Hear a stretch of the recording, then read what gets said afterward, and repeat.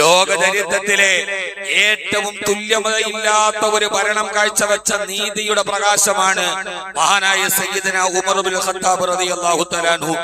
മഹാനവറുകൾ ഒരു പാതിരാ സമയത്ത് എല്ലാവരും ലോകം മുഴുവനും ഉറങ്ങിക്കിടക്കുന്ന ഒരു നേരത്ത് മഹാനായ ഖലീഫ ഉമർ റളിയല്ലാഹു തആല അൻഹു ജനങ്ങളുടെ ക്ഷേമം അന്വേഷിച്ച് രാത്രിയിൽ ഇറങ്ങി നടക്കുന്നുണ്ട്. നൈറ്റ് പട്രോളിംഗ് എന്ന് പറയും. നമ്മുടെയൊക്കെ നാട്ടിൽ ഇപ്പോഴുണ്ടാകുന്ന ഈ നൈറ്റ് പട്രോളിംഗ് നൂറ്റാണ്ടുകൾക്ക് മുമ്പ് ബിഫോർ 1400 years ago 1500 വർഷങ്ങൾക്ക് മുമ്പ് ലോകം മുഴുവനും കിടന്നുറങ്ങുന്ന ഒരു സമയത്ത് മഹാനായ ഉമർ റളിയല്ലാഹു തആല അൻഹു പ്രജകളുടെ ക്ഷേമം അന്വേഷിച്ച് അദ്ദേഹം ഇറങ്ങി നടക്കുന്നുണ്ട്. ആ പോകുന്ന വഴിയിൽ ചോർന്നൊലിക്കുന്ന ഒരു ചെറിയ അഭയാർത്ഥി ക്യാമ്പിന്റെ മുമ്പിൽ പോകുമ്പോ ഒരു കൊച്ചുകുട്ടിയുടെ കരച്ചിൽ കേൾക്കുന്നു. ദീനമായ കരച്ചിൽ, ദീനമായ രോദനം. മഹാനായ ഉമർ റളിയല്ലാഹു തആല അൻഹു വേഷപ്രച്ഛന്നനാണ്. അദ്ദേഹത്തെ തിരിച്ചറിയില്ല. അദ്ദേഹം ആ അഭയാർത്ഥി ക്യാമ്പിന്റെ വാതിലിൽ പോയി നിൽക്കുമ്പോ ഉമ്മയുടെ മടിയിൽ കിടന്ന് ഒരു കുഞ്ഞു മുലപ്പാലിന് വേണ്ടി കരയുകയാണ്.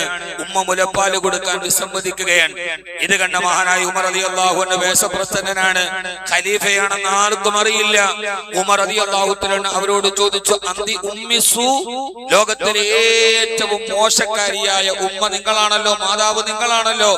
നിങ്ങളുടെ മടിത്തട്ടിൽ കിടന്ന് നിങ്ങളുടെ സ്ഥലങ്ങളിൽ പാലുള്ളപ്പോഴും ഒരു കുഞ്ഞ് നിലവിളിച്ചിട്ട് ആ കുഞ്ഞിന് മുലപ്പാല് കൊടുക്കാത്ത നിങ്ങൾ എത്ര വലിയ മോശക്കാരിയാണ് എന്ന് മഹാനായ ഉമർ റളിയല്ലാഹു തആല ചോദിക്കുമ്പോ ആ അഭയാർത്ഥിയായ ഉമ്മ പറയുന്നുണ്ട്, ഞങ്ങൾ ഇറാഖിൽ നിന്ന് യാത്ര ചെയ്തു വന്ന ഒരു കച്ചവട സംഘത്തിലെ ഒരാളാണ്. ഈ പുതിയ കാലത്ത് ഏറെ ശോഭനമായ ഒരു ജീവിതത്തിന്റെ ഭരണ സാന്നിധ്യത്തിന്റെ ചരിത്രം ഇസ്ലാം അവതരിപ്പിക്കപ്പെടുകയാണ്. ഇസ്ലാമിനോട് പറയപ്പെടുകയാണ്, എല്ലായിടത്തും ഇസ്ലാം പ്രതിക്കൂട്ടിലെത്തുന്ന ഒരു കാലം. 2 ദിവസമായി ദൃശ്യശ്രാവ്യ മാധ്യമങ്ങളിൽ ഇസ്ലാമിക സ്വാധീനത്തെ കുറിച്ച് പ്രതിക്കൂട്ടിലാകാൻ സാമുദായിക നേതാക്കന്മാർ വല്ലാതെ വാചാടോപം ചെയ്യുന്ന കാലം. ഇസ്ലാം എന്ന് പറയുന്നത് ഇസ്ലാം വിഭാവനം ചെയ്യുന്ന രാഷ്ട്രീയമേതാണ്, ഇസ്ലാം വിഭാവനം ചെയ്യുന്ന അധികാരമേതാണ് എന്ന് ഞാൻ നിങ്ങളോട് പറഞ്ഞു തരികയാണ്. ആ ഉമർ റളിയല്ലാഹു തആല അൻഹുവിനോട് ആ ഉമ്മ ക്ഷോഭത്തോടെ ചോദിച്ചു, നിങ്ങൾ എന്താണ് ഈ പറയുന്നത്? നിങ്ങൾക്ക് മനസ്സിലായില്ലേ, ഇവിടുത്തെ നാട് ഭരിക്കുന്നത് ഖലീഫ ഉമറാണ്. അദ്ദേഹം ഇന്നൊരു നിയമം തന്റെ സെക്രട്ടേറിയറ്റിൽ അവതരിപ്പിച്ചിട്ടുണ്ട്. ഈ സമയത്ത് മുലകുടി പ്രായം കഴിഞ്ഞ കുട്ടികൾക്ക് മാത്രമേ റേഷൻ അനുവദിക്കുകയുള്ളൂ. അതുകൊണ്ട് മുല കുടിക്കുന്ന കുട്ടികൾക്ക് റേഷൻ കൊടുക്കുകയില്ല. ആ കാലത്ത് അവിടെ ഒരു ക്ഷാമം വന്നു, ആമുർ റമാദ എന്നറിയപ്പെടുന്ന ക്ഷാമം വന്നു. ആ ക്ഷാമം വന്ന സമയത്ത് മുലകുടി പ്രായം കഴിഞ്ഞ കുട്ടികൾക്ക് റേഷൻ ഉണ്ട്, മുലപ്പാല് കുടിക്കുന്നവർക്ക് റേഷൻ ഇല്ല. കാരണം അവർക്ക് വിശപ്പടക്കാൻ മുലപ്പാലുണ്ട്. റേഷൻ സമ്പ്രദായം ആദ്യമായി നടപ്പാക്കുന്നത് എവിടെയാണ് റേഷൻ സമ്പ്രദായം? ആദ്യമായി പാവപ്പെട്ടവന്റെ പട്ടിണിയെ കെട്ടാൻ റേഷൻ സമ്പ്രദായത്തെ അവതരിപ്പിക്കപ്പെടുന്നത് ഉമർ റളിയല്ലാഹു തആല അൻഹുവിന്റെ കാലത്താണ്. അതൊരു അവകാശവാദമൊന്നുമല്ല. ഒരു കാലത്ത് നമ്മുടെ കേരളത്തിൽ 2 രൂപയ്ക്ക് അരി കൊടുക്കുന്ന ഒരു സമ്പ്രദായം ഉണ്ടായിരുന്നു. അന്ന് അത് പ്രഖ്യാപിച്ച മുഖ്യമന്ത്രി എല്ലാവരും പുകഴ്ത്തിയതാണ്. ഞാനൊരു വെള്ളിയാഴ്ച മിമ്പറുകളായതുകൊണ്ട് പറയുന്നതിന് ചില പരിമിതികളുള്ളത് കൊണ്ട് ഒരു പേരുകളെ ഞാൻ പരാമർശിക്കുന്നില്ല. നല്ല കാര്യം. പക്ഷെ ആദ്യമായിട്ട് ആരാണ് ഭക്ഷ്യക്ഷാമം ഉണ്ടാകുന്ന ഒരു കാലത്ത് പാവപ്പെട്ടവന് 2 രൂപയ്ക്ക് വില കുറച്ച് അരി കൊടുക്കണമെന്നുള്ള തീരുമാനവും മാതൃകയും ലോകത്ത് സമ്മാനിച്ചതാരാണ്?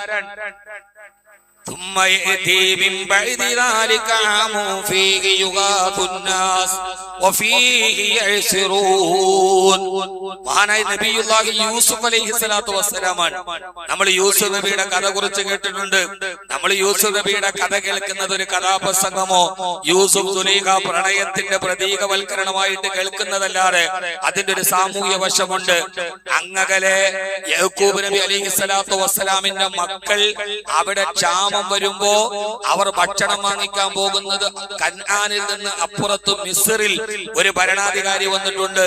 അവിടെ വില കുറച്ച് അരി കൊടുക്കുന്നുണ്ട് എന്നറിഞ്ഞിട്ടാണ് യൂസുഫ് നബി അലൈഹി സ്വലാത്തു വസ്സലാമിന്റെ സഹോദരങ്ങൾ ഈജിപ്തിലേക്ക് പോകുന്നത്. ആദ്യമായി ക്ഷാമം നേരിടുന്ന കാലത്ത് വില കുറച്ച് 2 രൂപയാണെങ്കിലും 1 രൂപയാണെങ്കിലും അരി കൊടുക്കുന്ന ഒരു ഭക്ഷ്യപദ്ധതിയെ കുറിച്ച് ഖുർആൻ പറയുന്നത് സൂറത്ത് യൂസുഫിലാണ്. യുവാക്കളെ, സഹോദരങ്ങളെ, നിങ്ങൾ ഇസ്ലാമിനെ അടുത്ത് നന്നായി മനസ്സിലാക്കിക്കോളൂ. ആദ്യമായി റേഷൻ കൊണ്ടുവരുന്നത് മഹാനായ ഉമർ റളിയല്ലാഹു തആല അൻഹുവാണ്. അദ്ദേഹത്തോട് ചോദിച്ചു, മുലകുടി പ്രായം കഴിഞ്ഞ കുട്ടികൾക്ക് മാത്രമേ റേഷൻ ഉള്ളൂ, ഞാൻ എന്താണ് ചെയ്യുക? മഹാനായ സയ്യിദുനാ ഉമർ റളിയല്ലാഹു തആല ഞെട്ടിത്തരിച്ചു പോയി. ഇന്നലെ ഞാൻ പാർലമെന്റിൽ അവതരിപ്പിച്ച ഒരു നിയമത്തിന്റെ പേരിൽ ഒരു പാവപ്പെട്ട പിഞ്ചു പൈതൽ മദീനയിലെ ഒരു ഉമ്മയുടെ മടിത്തട്ടിൽ കിടന്ന് കരയുന്നത് കണ്ടപ്പോ മഹാനായ ആ നാട് ഭരിക്കുന്ന മുഖ്യമന്ത്രി മഹാനായ ഉമർ റളിയല്ലാഹു തആല നടുങ്ങി തെറിച്ചു. മഹാനവറുകളുടെ കണ്ണുകൾ നിറഞ്ഞു. നേരെ പോയത് തന്റെ വീട്ടിലേക്കാണ്.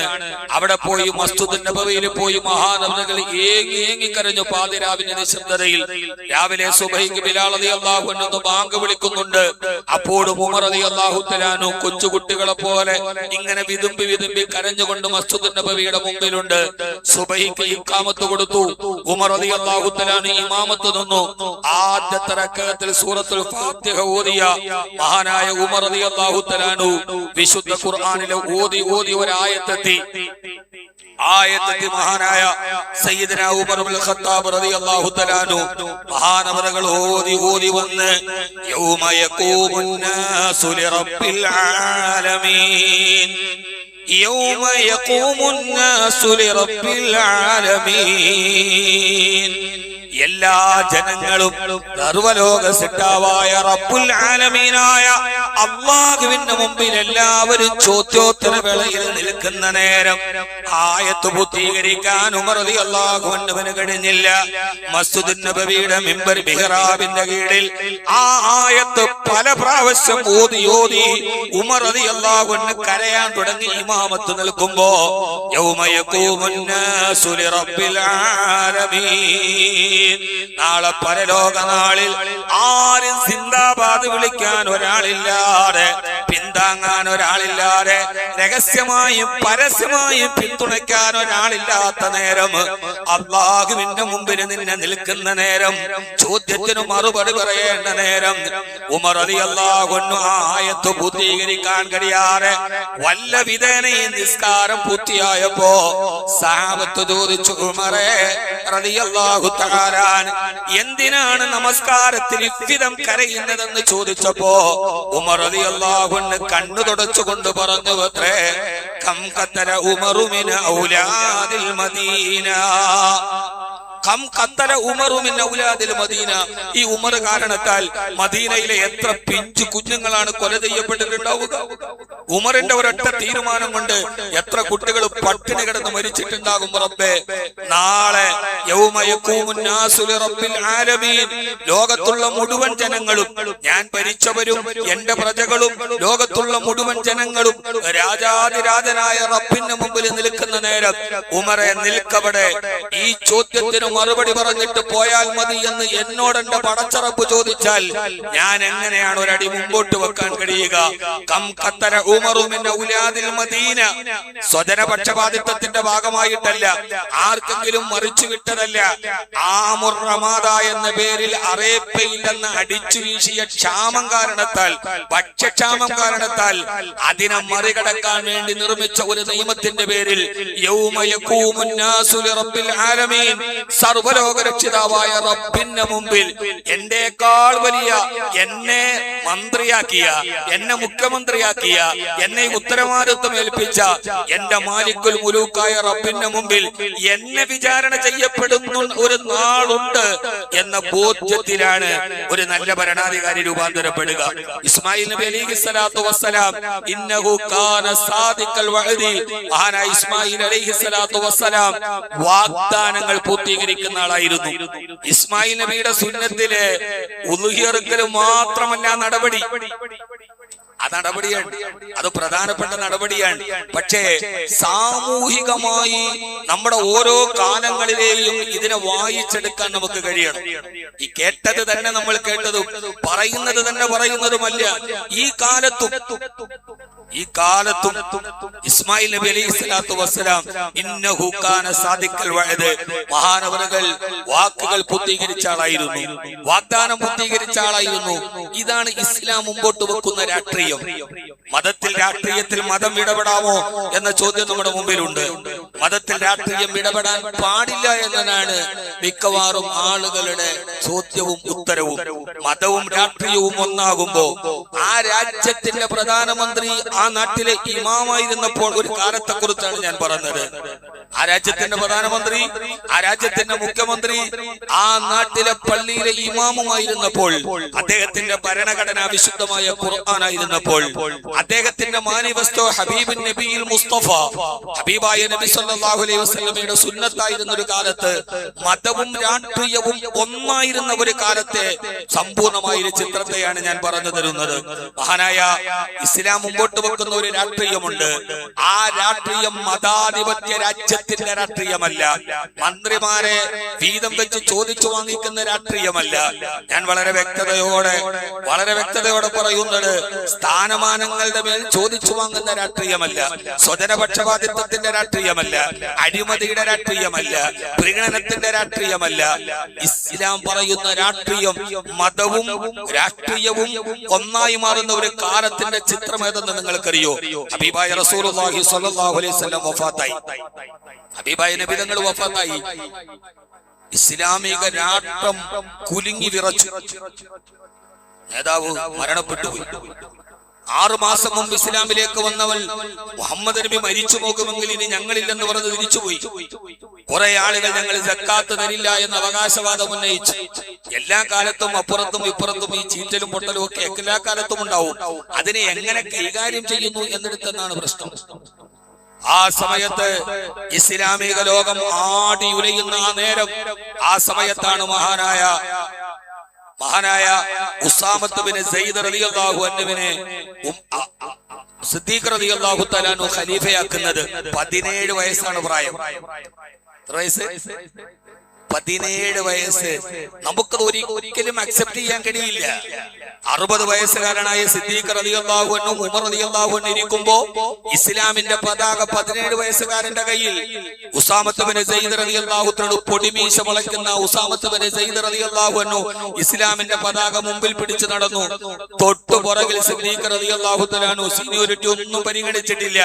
അവിടെ അന്തരീക്ഷത്തെയാണ്, പരിസ്ഥിതിയാണ് പരീക്ഷിച്ചത്. ഉസാമത്ത് ബിൻ സയ്യിദ് റളിയല്ലാഹു അൻഹുവിന്റെ പുറകിൽ സിദ്ദീഖ് റളിയല്ലാഹു അൻഹു. സിദ്ദീഖ് റളിയല്ലാഹു അൻഹു ഉസാമത്ത് ബിൻ സയ്യിദിനോട് പറഞ്ഞു, ഉസാമ, നിന്നോട് ഞാൻ ഒരു കാര്യം ചോദിക്കട്ടെ? വേണമെങ്കിൽ ആജ്ഞാപിച്ചാൽ മതി. അദ്ദേഹമാണ് പരമാധികാരി. സിദ്ദീഖുൽ അക്ബർ തന്റെ കീഴിലുള്ള ഒരു DGP പദവി എന്ന് കരുതിയാൽ മാത്രം മതി. നിങ്ങളതിനെ ഒന്ന് ആലോചിച്ചു നോക്കുക ഭരണത്തെ. ഉസാമ, നീ നിന്റെ കൂടെ, സൈന്യത്തിന്റെ കൂടെ ഞാൻ മാത്രം മദീനയിൽ എന്റെ ഉമറിനെയും കൊണ്ടുപോയാൽ ഞാൻ ഒറ്റയ്ക്കായി പോകും. അതുകൊണ്ട് ഉമറിനെ എനിക്ക് വിട്ടുതരണം റളിയല്ലാഹു അൻഹു. ഉസാമ റളിയല്ലാഹു അൻഹു സമ്മതിച്ചു. കാരണം ഉമർ റളിയല്ലാഹു അൻഹു അന്ന് മദീനയിലെ ചീഫ് ജസ്റ്റിസാണ്. എനിക്ക് എന്റെ ഉമറിനെ എന്റെ കൂടെ വേണം. ഉമറിനെ ഒന്ന് വിട്ടുതരുമോ? വിട്ടുകൊടുത്തു. ഉമർ റളിയല്ലാഹു അൻഹു വന്നിട്ട് പറയുന്ന ഒരു രംഗമുണ്ട്. എന്റെ യുവാക്കൾ എഴുതി വെച്ചോളൂ, മതവും രാഷ്ട്രീയവും ഒന്നാകണം എന്ന് ചോദിച്ചാൽ അതിന്റെ ഉത്തരമാണ്. എനിക്കറിയാം ഈ പ്രസംഗം ഇത് കഴിഞ്ഞാൽ ലൈവായിട്ട് പോകും, ഇത് ചർച്ച ചെയ്യപ്പെടും. മതവും രാഷ്ട്രീയവും രണ്ടല്ല. ഇസ്ലാം പറയുന്ന മതത്തിന്റെ രാഷ്ട്രീയം ഇങ്ങനെയാണ്. ഉമർ റളിയല്ലാഹു അൻഹു ചോദിച്ചു, എന്റെ ചീഫ് ജസ്റ്റിസ് സ്ഥാനം ഞാൻ രാജിവെക്കുകയാണ്. എന്റെ സിദ്ദീഖേ, പിണങ്ങിയിട്ടാണോ? മുഖം തിരിച്ചു പോവുകയാണോ? അതോ എന്നോട് പിണങ്ങിയിട്ടാണോ? ഞാൻ ഖലീഫയായതിലുള്ള പിണക്കമാണോ? അല്ല സിദ്ദീഖ്, രണ്ടുപേരും ഉറ്റ കൂട്ടുകാരാണ്. സിദ്ദീഖ് റളിയല്ലാഹു ഖലീഫയായി, പിണക്കമില്ല, തർക്കമില്ല. എന്തുകൊണ്ടാണ് രാജിവെക്കുന്നത്? എന്തിനാണ് സിദ്ദീഖുൽ അക്ബർ ഈ പാഴ്ചെലവ്? കഴിഞ്ഞ 2 വർഷക്കാലമായി എന്റെ കോടതിയുടെ മുമ്പിൽ ഒരു വാദിയോ പ്രതിയോ ഒരു കേസുമായിട്ട് ഇതേവരെ വന്നിട്ടില്ല. ഞാൻ വെറുതെ ഈ ശമ്പളവും വാങ്ങിച്ചു വെറുതെ ഇരിക്കുകയാണ്. ഞാൻ ഈ സ്ഥാനം രാജിവെക്കുകയാണ്. എന്റെ പ്രിയപ്പെട്ട സഹോദരങ്ങളെ, മതവും രാഷ്ട്രീയവും ഒന്നായി ചേർന്ന കാലത്ത്, ഇസ്ലാം പറയുന്ന രാഷ്ട്രീയത്തിന് മതശാസ്ത്രങ്ങൾ വന്ന കാലത്ത്, മദീന തെരുവോരങ്ങളിൽ 2 വർഷക്കാലം ഒരു പെറ്റി കേസ് പോലും ഇല്ലാതിരുന്ന ഒരു കാലത്തിന്റെ ചരിത്രമുണ്ട്. ആരുടെ മുമ്പിൽ? അവർ പക്കാ ക്രിമിനലുകളായിരുന്നു. അരയിൽ കിടക്കുന്ന വാളിന്റെ മൂർച്ചറിയാൻ ആദ്യം കാണുന്നവന്റെ കൈത്തണ്ടയിൽ വെട്ടിനോക്കിയ ഒരു സമൂഹത്തിനാണ് ഈ പരിവർത്തനം ഉണ്ടായത്. ആ സമയത്ത് ഒരു സ്ത്രീയും ഒരു പുരുഷനും, 2 പേര് സഹാബികളാണ്. ഹബീബായ നബി തങ്ങളുടെ അടുക്കൽ ഓടി വന്നിട്ട് പറയുന്നുണ്ട്, സനൈതു യാ റസൂലല്ലാഹ്, ഞാൻ വ്യഭിചരിച്ചു നബിയെ, എന്നെ കല്ലെറിഞ്ഞു കൊല്ലണം. മൈസ, നീ വ്യഭിചരിച്ചിട്ടില്ല. വ്യഭിചരിച്ചു നബി എന്നെ കല്ലെറിഞ്ഞു കൊല്ലണം. ആ സഹാബിയെ ചെറുപ്പക്കാരനെ മദീനത്തിന്റെ പാരാവാരം പോലെ പരന്നു കിടക്കുന്ന മനതാരുണ്യത്തിൽ കല്ലെറിഞ്ഞു കൊന്നു. ഒരു പോലീസ് സ്റ്റേഷൻ നിലവിലില്ലാത്ത കാലത്ത്, ഒരു FIR ഇല്ലാത്ത കാലത്ത്, ഒരു യൂണിഫോം ഇട്ട സെക്യൂരിറ്റി പോലും ഇല്ലാതിരുന്ന ഒരു കാലത്ത്, ഞാൻ തെറ്റ് ചെയ്തു എന്ന് ഒരു സാക്ഷി പോലും ഇല്ലാത്ത കാലത്ത് സ്വയം ഏറ്റുപറഞ്ഞു സ്വയം കുറ്റം ഏറ്റുവാങ്ങുന്ന ഒരു ചെറുപ്പക്കാരനെ സൃഷ്ടിച്ചെടുക്കുന്ന മതരാഷ്ട്രീയത്തിനാണ് നമ്മൾ മതം സ്വാധീനം ചെലുത്തുന്ന രാഷ്ട്രീയം എന്ന് പറയുക. അല്ലാതെ മുസ്ലിം അല്ലാത്തവൻ അംഗീകരിക്കാത്ത രാഷ്ട്രീയമല്ല, അന്യനെ കല്ലെറിയണമെന്ന് പറയുന്ന രാഷ്ട്രീയമല്ല. അള്ളാഹുവിന്റെ വിശുദ്ധമായ ഇസ്ലാം പറയുന്നത് ആ ഒരു കാലം ലോകത്ത് നിലനിന്നു. ഒരു പോലീസ് പോലും നിലവിലുണ്ടായിരുന്നില്ല. അവർ സ്വയം ഏറ്റുവന്ന് അവർ എല്ലാവിധത്തിലുള്ള ശിക്ഷകളും ഏറ്റുവാങ്ങി. ഇന്നഹു കാന സാദിഖൽ വഅദി, വാഗ്ദാനങ്ങൾ പൂർത്തീകരിക്കുന്ന ഒരു കാലത്തിന്റെ രാജാവാണ് ഇസ്മായിൽ അലൈഹിസ്സലാത്തു വസ്സലാം. ധാരാളം വാഗ്ദാനങ്ങൾ മുമ്പിലുണ്ട്. പെൻഷനുകൾ, ക്ഷേമപത്തകൾ, ഇങ്ങനെ ധാരാളം വാഗ്ദാനങ്ങൾ മുമ്പിലുണ്ട്. പെൻഷൻ മുമ്പിലുണ്ട്. നിങ്ങൾക്കറിയുമോ എന്നെനിക്കറിയില്ല. ഉമർ റളിയല്ലാഹു അൻഹു ഖലീഫയാണ്. വേറൊരു മാതൃക പറയേണ്ട സഹോദരങ്ങളെ, നീതി എന്ന് പറയുന്ന രണ്ടക്ഷരത്തെ വ്യക്തിത്വത്തിന്റെ ധവളപ്രകാശം കൊണ്ട് ലോകചരിത്രത്തിൽ ഇത്രമേൽ മനോഹരമായി വെച്ച ഒരു ഭരണാധികാരി വേറെയില്ല. ഇറാഖിൽ നിന്ന് തിരിച്ചു വരുന്ന സമയത്ത് പാരാവാരം പോലെ പരന്നു കിടക്കുന്ന ഒരു മരുഭൂമിയിൽ ഒരു പാവപ്പെട്ട വൃദ്ധ നിൽക്കുകയാണ്.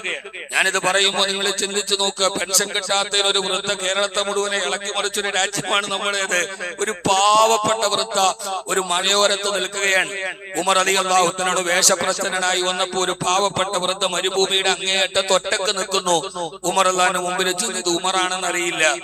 ആ സമയത്ത് ഉമർ റളിയല്ലാഹു അൻഹു ചോദിച്ചു, ഉമ്മ, ഈ ഉമറിനെ കുറിച്ച് നിങ്ങളുടെ അഭിപ്രായം എന്താണ്? രഹസ്യ വോട്ടെടുപ്പ്, രഹസ്യ അഭിപ്രായ സർവേ, ഇതൊക്കെ ഉമർ അള്ളാഹു നേരിട്ട് നടത്തിയ ആളാണ്. ഉമറിനെ കുറിച്ച് നിങ്ങളുടെ അഭിപ്രായം എന്താണ്? ഉമറാണ് ചോദിക്കുന്നത്. അപ്പൊ വലിയ താല്പര്യമില്ലാതെ വൃദ്ധ പറഞ്ഞു, ഇറാഖിൽ പോയി യുദ്ധമൊക്കെ ചെയ്ത് കുറെ സ്വർണ്ണമായിട്ട് ഉമർ വന്നു എന്ന് ആരൊക്കെയോ പറയുന്നത് കേട്ടു. എന്ന് പറഞ്ഞാൽ അവരെ മനസ്സിൽ ഒരു അനിഷ്ടമുണ്ട്. നമ്മൾ പറയില്ലേ, അവൻ ഗൾഫിൽ പോയിട്ട് കുറെ പൈസയൊക്കെ ആയിട്ട് വന്നെന്ന് പറയുന്നത് കേട്ടു. അപ്പോ തന്നെ നമുക്ക് ഓർത്തോണം, ഒന്നുകിൽ അവനോട് നമുക്കൊരു അസൂയുണ്ട്, അല്ലെങ്കിൽ അത് ആ കാഴ്ച നമുക്ക് അത്ര സുഖിച്ചിട്ടില്ല എന്നാണ്. ഈ ഉമ്മ പറഞ്ഞു, ഇറാഖിൽ പോയിട്ട് കുറെ സമ്പത്തുമായിട്ട് വന്നു എന്ന് പറയുന്നത് കേട്ടു. അപ്പൊ ഉമർ ഖാൻ ചോദിച്ചു, ഉമ്മ അതല്ല ചോദിച്ചത്, നിങ്ങളുടെ ഭരണാധികാരിയായ ഉമറിനെ കുറിച്ച് നിങ്ങളുടെ അഭിപ്രായം എന്താണ്? അപ്പൊ ഉമ്മ ദേഷ്യത്തോടെ ശരീരം വിറച്ചുകൊണ്ട് പറഞ്ഞു, ലാ ജസാഹുല്ലാഹു അന്നീ ഖൈറാ, ആ ഉമറിന് ഒരു നന്മയും വരാതിരിക്കട്ടെ. നമ്മൾ പറയല്ലോ ഉമർ നശിച്ചു പോവട്ടെ എന്ന ഒരു പ്രാവി. ആരെ? ഉമർ റളിയല്ലാഹു അൻഹുവിനെ കൽത്തുറുങ്കിൽ അടച്ചില്ല, കയ്യാമം വെച്ചില്ല. വിയോജിച്ചതിന്റെ പേരിൽ ഒരു ശകാരം പോലും ഉണ്ടായിട്ടില്ല. വിയോജിപ്പിന്റെ പേരിൽ കൽബുർഗി വെടിയേറ്റ് വീണത് വിയോജിച്ചതിന്റെ പേരിലാണ്. കൽബുർഗി വെടിയേറ്റ് വീണത് വിയോജിച്ചതിന്റെ പേരിലാണ്. നമ്മുടെ ഇടയിൽ വിയോജിപ്പുണ്ടാവണം. പ്രതിപക്ഷ നേതാവിന് ശമ്പളവും കൊടുത്ത് സെക്യൂരിറ്റിയും കൊടുത്ത് ഔദ്യോഗിക പദവിയിൽ വളർത്തുന്ന ഒരു രാജ്യമാണ് നമ്മുടെ രാജ്യം. എന്തിന്? വിയോജിപ്പ് രേഖപ്പെടുത്താൻ. പ്രതിപക്ഷവും ദുർബലമാവാൻ പാടില്ല, പ്രതിപക്ഷവും ശക്തമാവണം. ശക്തമായി തിരുത്തുന്ന പ്രതിപക്ഷമുണ്ടെങ്കിലേ ഭരണീയരെപ്പോഴും നന്നാവൂ എന്ന അഭിപ്രായമുള്ള ആളാണ് ഞാൻ. ഉമർ റളിയല്ലാഹു അൻഹു നല്ലൊരു കുപ്പായിട്ടിട്ട് ഖുത്ബ ഓതുകൻ. ഒരാൾ എഴുന്നേറ്റിട്ട് ചോദിച്ചു, ഉമറെ, എല്ലാവർക്കും വീതിച്ചു കിട്ടിയതനുസരിച്ച് നിനക്കൊരു മുഴുവൻ കുപ്പായ തുന്നാനുള്ള സാധനം കിട്ടിയിട്ടില്ലല്ലോ, പിന്നെ എവിടെ നിന്നാണ് നിനക്ക് ഈ മുഴുവൻ കുപ്പായ തുന്നാനുള്ള തുണി എവിടെ നിന്ന് കിട്ടി? പറഞ്ഞിട്ട് ഖുത്ബ ഓതിയാൽ മതി. മുഖ്യമന്ത്രിയെ പിടിച്ചു നിർത്തി. ഉമർ അള്ളാഹു പറഞ്ഞു, എന്റെ മകൻ അബ്ദുല്ലാഹിബ്നു ഉമറിന് കിട്ടിയതും കൂടി അവൻ എനിക്ക് തന്നത് കൊണ്ട് ഞാൻ തുന്നിയതാണ്. എന്നാൽ ശരിയായിക്കോളൂ, പ്രസംഗിച്ചോളൂ. ഇങ്ങനെ തിരുത്തപ്പെടാൻ കഴിയുന്നവിടം പ്രതിപക്ഷവും ശക്തിയുള്ളപ്പോഴാണ് ജനാധിപത്യത്തിന്റെ സൗന്ദര്യം ഒന്നുകൂടി ഉണ്ടാവുക. അതും ദുർബലമാവാൻ പാടില്ല. ഉമർ റളിയല്ലാഹു അൻഹു ഒന്നും പറഞ്ഞില്ല. അവസാന ഉമ്മയോട് ചോദിച്ചു, എന്താണ് പ്രശ്നം? ഉമർ, എന്താണ് നിങ്ങൾ ഉമറിനെ ഇങ്ങനെ ശപിക്കുന്നത് എന്തിനാണ്? ആ ഉമ്മ പറഞ്ഞു, ഉമർ ഇവിടെയുള്ള മുഴുവൻ ആളുകൾക്കും പെൻഷൻ കൊടുത്തിട്ടുണ്ട്. ഞാൻ ഈ മലയോരത്ത് ഒറ്റപ്പെട്ട് താമസിക്കുന്ന എനിക്ക് ഇന്നേ വരെ ഉമർ വരണത്തിൽ വന്നിട്ട് ഉമറിന്റെ പെൻഷൻ എനിക്ക് ഇന്നേ വരെ കിട്ടിയിട്ടില്ല. ഇതെല്ലാ കാലത്തും പ്രശ്നമുള്ള ഒരു വിഷയമാണ് ഈ പെൻഷൻ. എല്ലാ കാലത്തും പ്രശ്നമാണ്. അവര് പറഞ്ഞു ഉമർ ഭരണത്തിൽ വന്നതിന് ശേഷം എനിക്ക് ഇന്നേ വരെ ഒരു മാസം പെൻഷൻ കിട്ടിയിട്ടില്ല. അപ്പൊ ഉമർ താനു ദേശപ്രശ്നനാണ് ചോദിച്ചു, നിങ്ങൾ ഈ നാട്ടില് ഈ കാടിന്റെ അങ്ങേയറ്റത്ത് താമസിക്കുമ്പോ ഉമർ നിങ്ങളെ അറിയാത്തത് കൊണ്ടാവും. ഉമർ നല്ല മനുഷ്യനാണ്, അറിഞ്ഞാല് തരും. അറിയാത്തത് കൊണ്ടാണ്, നിങ്ങളെ അറിയാത്തത് കൊണ്ടാണ് നിങ്ങൾ ഒറ്റപ്പെട്ടൊരു കാട്ടിൽ താമസിക്കല്ലേ. ആ വൃദ്ധയുടെ മുഖം ചുമന്നു. ഉമറിനോട് ചോദിച്ചു, ഏ മനുഷ്യ, നിങ്ങൾ എന്താ പറയുന്നത്?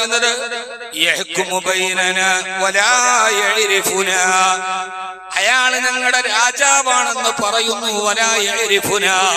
എന്നിട്ട് ഞങ്ങളെ കുറിച്ച് അറിയില്ലെന്നും പറയുന്നു. നാളെ പടച്ചറപ്പിന്റെ മുമ്പിൽ ഉമറിനെ ന്യായം പറഞ്ഞ് രക്ഷപ്പെടാൻ കഴിയുമോ?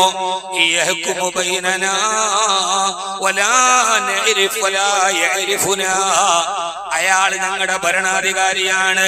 ഒറ്റപ്പെട്ട് താമസിച്ചത് കൊണ്ട് എന്നെ അറിയാത്തത് കൊണ്ടാണ് കൊടുക്കാത്തതെന്ന്, എന്റെ അവകാശം തരാത്തതെന്ന് നാളെ റബ്ബുൽ ആലമീനായ പടച്ചവന്റെ മുമ്പിൽ പറയാൻ കഴിയുമോ?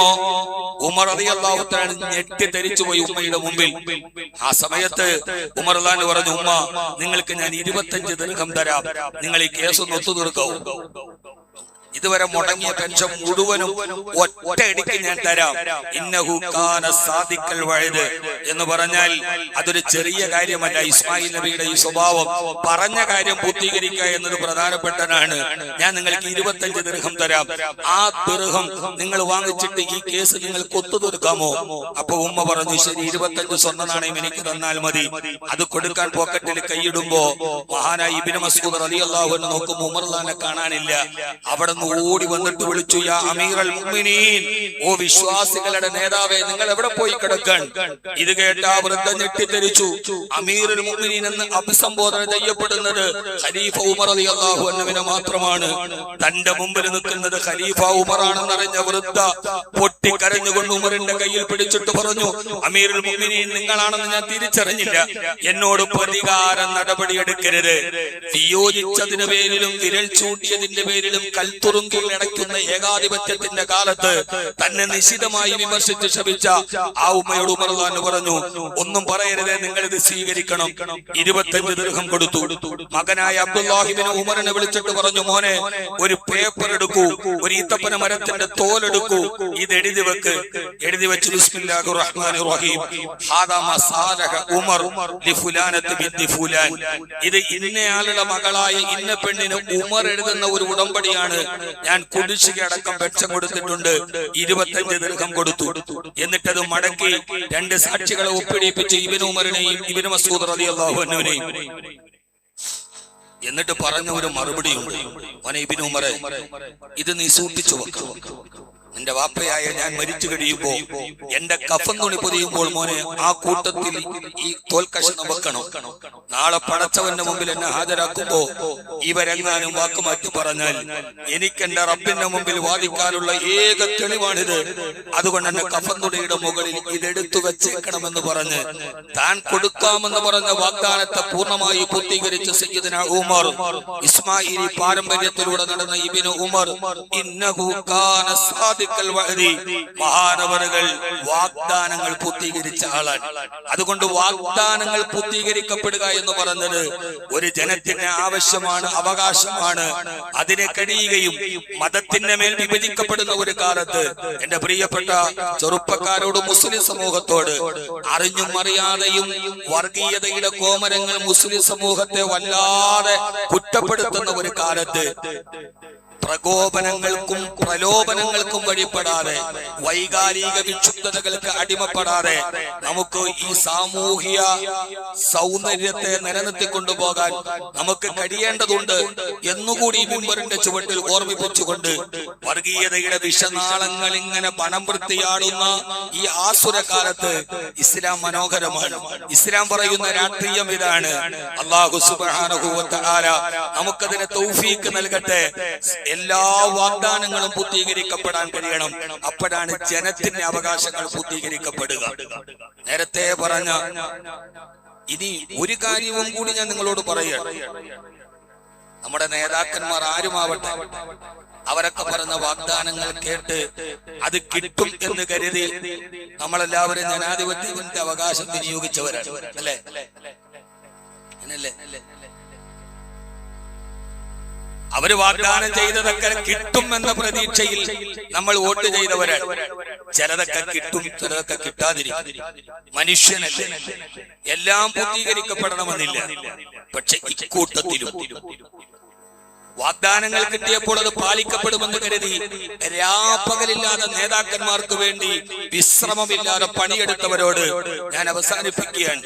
വാഗ്ദാനം ചെയ്താൽ ആ ചെയ്തതെല്ലാം പൂർത്തീകരിക്കുന്ന ഒരേ ഒരാളേ ഉള്ളൂ, അത് മറ്റാരുമല്ല. അതാരാണ്? ആ വാഗ്ദാനങ്ങളെല്ലാം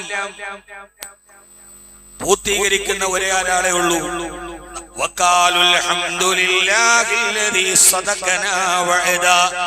നാളെ മനോഹരമായ സ്വർഗത്തിന്റെ കവാടം തുറക്കുമ്പോ വിശ്വാസികൾ പറയുമത്രേ, അൽഹംദുലില്ലാഹ്, സർവസ്തുതിയും നിനക്കാണ് റബ്ബേ, അല്ലദീ സദഖനാ വഅദാ, നീ ഞങ്ങൾക്ക് ചെയ്ത വാഗ്ദാനങ്ങളൊക്കെ നീ പൂർത്തീകരിച്ചല്ലോ അല്ലാഹ്.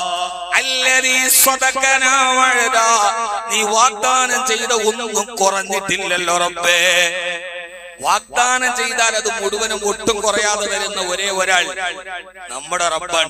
അവന് വേണ്ടി രാത്രിയും പകലും കഷ്ടപ്പെട്ടാൽ കിട്ടുമെന്ന കാര്യത്തിൽ ഉറപ്പാണ്. കാരണം അള്ളാഹുവിന്റെ ഖജനാവിൽ പൂച്ച ചത്ത് കിടക്കുന്നുമില്ല, അതൊട്ട് ഇല്ല എന്നും വറ്റിപ്പോകുമെന്നുള്ള നിരാശയും വേണ്ട. വലില്ലാഹി ഖസായിനുസ് സമാവാതി വൽ അർദ്, ആകാശഭൂമികളോളം വിശാലമായ ഖജനാവ് അവന്റെ കയ്യിലുണ്ട്. അവൻ വാഗ്ദാനം ചെയ്താൽ തരും. നിങ്ങൾ ഉലുകി അറുത്തോളൂ, നിങ്ങൾക്ക് ഞാൻ ആ മൃഗത്തിന്റെ രോമത്തിനനുസരിച്ച് പാപങ്ങൾ പുറത്തു തരാമെന്ന് എന്റെ റബ്ബ് പറഞ്ഞിട്ടുണ്ടെങ്കിൽ അവൻ പുറത്തു തന്നിരിക്കും. നിങ്ങൾ ഒരു തസ്ബീഹ് സുബ്ഹാനല്ലാഹ് പറഞ്ഞോളൂ. ഇവിടെ കിട്ടിയില്ലെങ്കിൽ സ്വർഗത്തിൽ നിങ്ങൾക്കൊരു വൃക്ഷം ഞാൻ നട്ടുതരാമെന്ന് പറഞ്ഞാൽ അതവൻ തന്നിരിക്കും. ചെയ്യുന്ന ജോലിക്ക് ഒട്ടും കുറയാതെ കൂലി തരുന്ന ഒരേ ഒരു മുതലാളിയേ ഉള്ളൂ. അതാരാണ്? അല്ലാഹുവാണ്. നമ്മൾ രാവിലെ ഒരു ബംഗാളിയെ പണിക്ക് കൊണ്ടുവന്ന് വൈകുന്നേരം ആകുമ്പോൾ അവനോട് പറയും, അവൻ എത്രയാണോ പറയും, 1000 റുപ്യ, 1000 രൂപ. നമ്മൾ പറയാം അത്ര ഒന്നുമില്ല, ഒരു 800-നൊക്കെ ഉള്ളൂ. ആ പാവപ്പെട്ടവന്റെ മുമ്പിൽ നമ്മൾ വില പേശി ഒരു 900 കൊടുത്ത് അവസാനിപ്പിക്കും.